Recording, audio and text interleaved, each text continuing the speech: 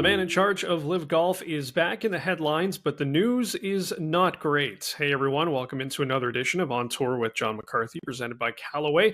Rob Wong joined alongside by Toronto Sun national golf writer John McCarthy. And there's always lots of drama when it comes to LIV Golf, John, on and off the course. And the latest news out there has some Canadian ties. What can you tell us about these reports? Yeah, well, a report in The Athletic this week has Yasir Al-Rumayyan, the head of LIV Golf, the head of the Saudi Public Investment Fund, being sued for 100 million Canadian dollars in Canadian court.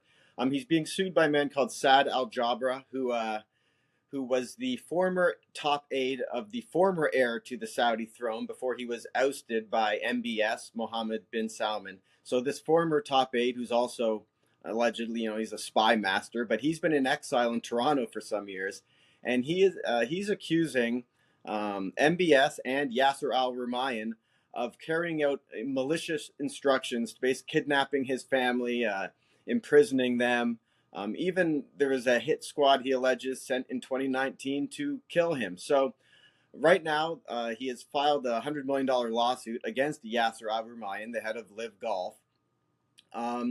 And it is it's sort of the latest in the off-the-course drama that LIV Golf's going to have. And if there's a deal between the public investment firm and the PGA Tour, it's sort of a sign that as much as the Saudis get involved in sports, you're always going to have, every now and then, stories like this jump up. And not funny enough, I guess, but Jay Monahan, after meeting with Yasir Al-Rumayyan, said after 10 minutes sitting down with him, I knew he was a guy I could trust.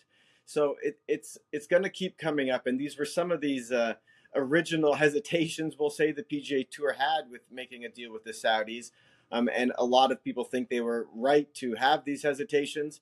But now that they look to be in bed with them, making business deals, I think stories like this are going to keep coming up, and this one's taking place here in Canada. Yeah, there's definitely a lot of complications that come with a deal of this magnitude, but as you said, a deal with a lot of strings attached, let's just put it that way. And, we're all waiting to see what will happen with the future of all the major world tours if they do decide to merge. And if that does happen, John, what do you think a potential schedule could even look like?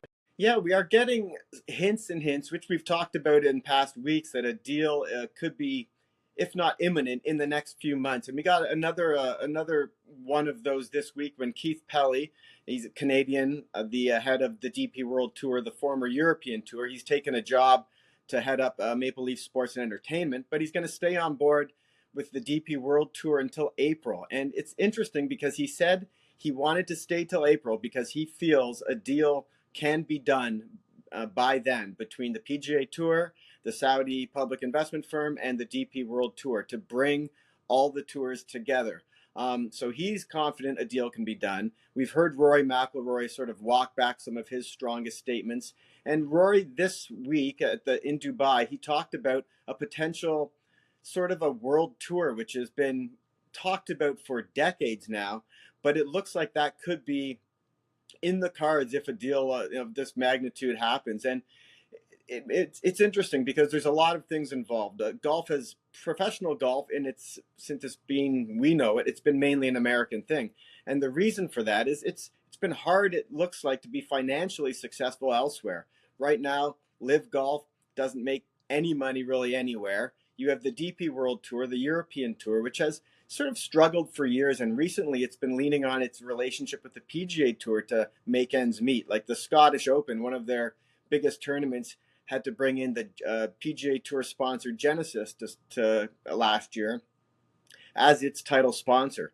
So the question is, at some point the finances have to work. A world tour sounds great, and it actually will work kind of for Canadians, hopefully, because Rory talks about an emphasis on national opens, the Canadian Open, the Australian Open, the Japanese Open. So if that is sort of the bedrock of some of these, maybe a world tour, it could work out for Canadian golf. But the finances are always going to have to make sense at some point, because the Saudis have upset the economic sort of, turned it on its head, because the PGA Tour has now lost 3 sponsors recently. They've lost Honda as a title sponsor, they've lost Wells Fargo, and there's a report that they've lost Farmers.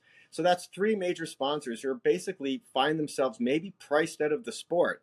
And so the question will be, if you're relying so heavily on money from this deal, from the Saudis.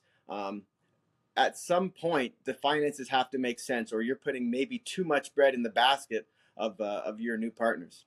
Yeah, when it comes down to it, still has to be a profitable business for all the parties involved. As always, leave your thoughts in the comments section below. You can find all of John's golf coverage at the Toronto Sun.